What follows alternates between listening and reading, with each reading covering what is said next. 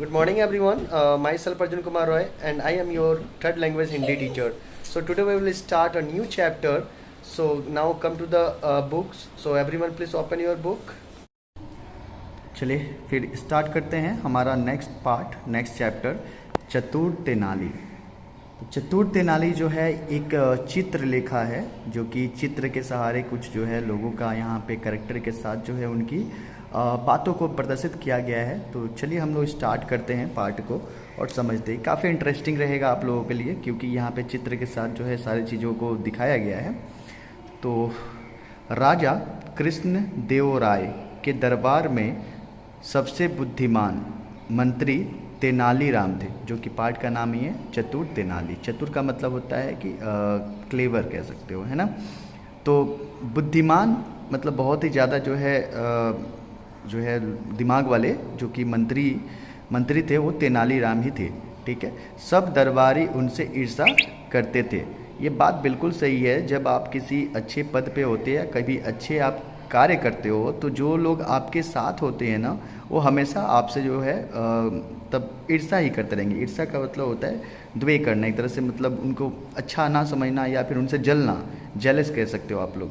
एक दिन तेनालीराम की अनुपस्थिति में एक दरबारी महाराज के कान भरने लगा।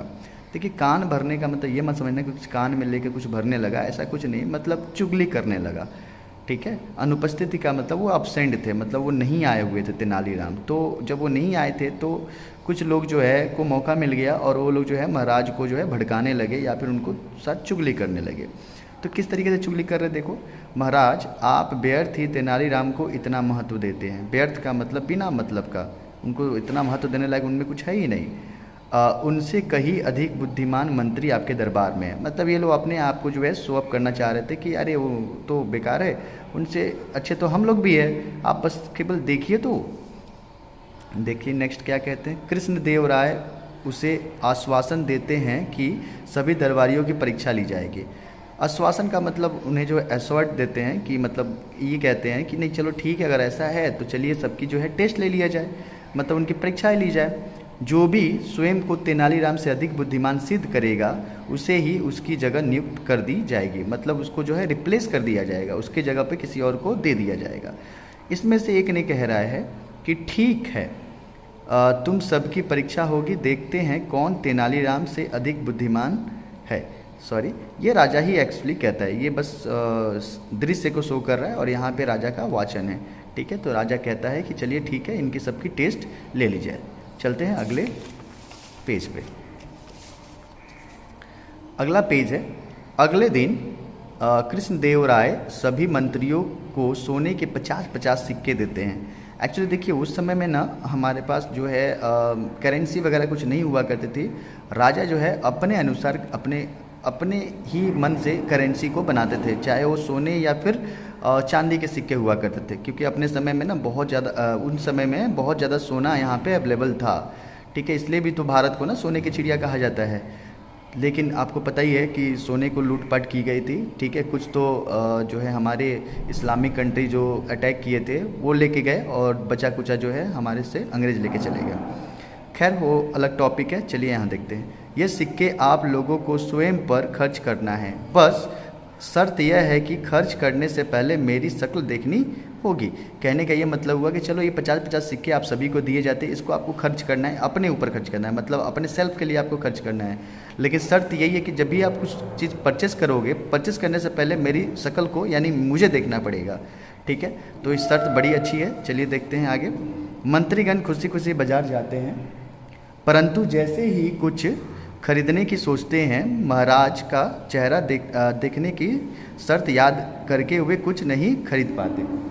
तो ये मतलब हुआ कि देखिए, उनको जब पसंद आता है कुछ खरीदना है, तो ये तो एक्चुअली मार्केट में है और महाराज तो अपने दरबार में बैठे होंगे, तो फिर इनकी शक्ल ये कैसे देख पाए, ये सोच के जो है वापस छोड़ देते हैं और ये कुछ नहीं खरीद पाते हैं। देखिए, जैसे कि एक जो है मंत्री यहाँ पे अपने जो है इस दृश्य को शो कर रहा है। अरे महाराज को कैसे देखूं, मतलब सारा चीज़ें जो है डील फाइनल कर लिया है और जब कुछ खरीदना है, लेकिन महाराज को नहीं देख पाया, तो इसका मतलब वो नहीं खरीद पाएगा। आगे देखते हैं। अरे महाराज तो महल में है, वो कह रहा है अरे महाराज तो महल में है, मैं उनकी शक्ल कैसे देखूं, मतलब मैं अपने लिए कुछ नहीं खरीद सकता। बिल्कुल सही है। जब तक उसका शर्त है, शर्त को नहीं पूरा करेगा तो वो कैसे खरीदेगा। नेक्स्ट देखिए, तेनालीराम भी बाजार जाते हैं और खूब खरीदारी करते हैं। ठीक है, कैसे करते हैं बाद में हम लोग देखेंगे। आपके पास जो भी अच्छे अच्छे कपड़े हैं वो दिखाइए, मतलब वो अपने लिए कपड़े और बहुत सारी चीज़ें जो है वो लोग वो जो है तेनालीराम परचेज करते हैं। बाद में देखेंगे कैसे। ठीक है, आइए अगले पेज में।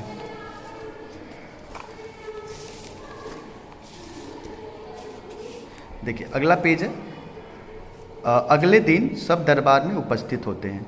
ठीक है, नेक्स्ट डे जो है सभी दरबार में उपस्थित होते हैं। तो बताइए आप सब ने क्या क्या खरीदा, ये महाराज का प्रश्न है। तो अगला जो है कोई कहता है, महाराज आप तो महल में थे, हम आपको कैसे देखते, इसलिए कुछ भी नहीं खरीद पाए। तो ये एक मंत्री जो है उसमें से कहता है। आगे देखिए, तेनालीराम के अनुपस्थित देखकर मंत्रीगण फिर से उनकी चुगली करने लगे। मतलब फिर से उनको मौका मिल गया, क्योंकि तेनालीराम नहीं पहुँचे थे। तो देखे कि भाई वो अनुपस्थिति है, तो फिर से जो है ये लोग अपने जो है मौके पे चौका मारने लगे। ठीक है, अगला देखिए, महाराज लगता है तेनालीराम ने भी कुछ नहीं खरीदा, इसलिए तो अभी तक नहीं आए। तो ये कुछ लोग वहाँ पे चुगली कर रहे हैं। तभी तेनालीराम नए कपड़े, नई पगड़ी और नए जूते पहनकर दरबार में आते हैं। वाह, नया ढंग के साथ। ठीक है, देखिए यहाँ तेनालीराम क्या कहता है, महाराज आप देख ही रहे हैं मुझे ऊपर से नीचे तक। ठीक है, तो इसमें से किसी ने कह रहा है, महाराज इन्होंने आपको बिना देखे ही खरीदारी कैसे कर ली। तो महाराज को भी लगा भाई बिल्कुल सही है। तेनालीराम आपने क्या खरीदा, आपने क्या खरीदा, आगे देखिए।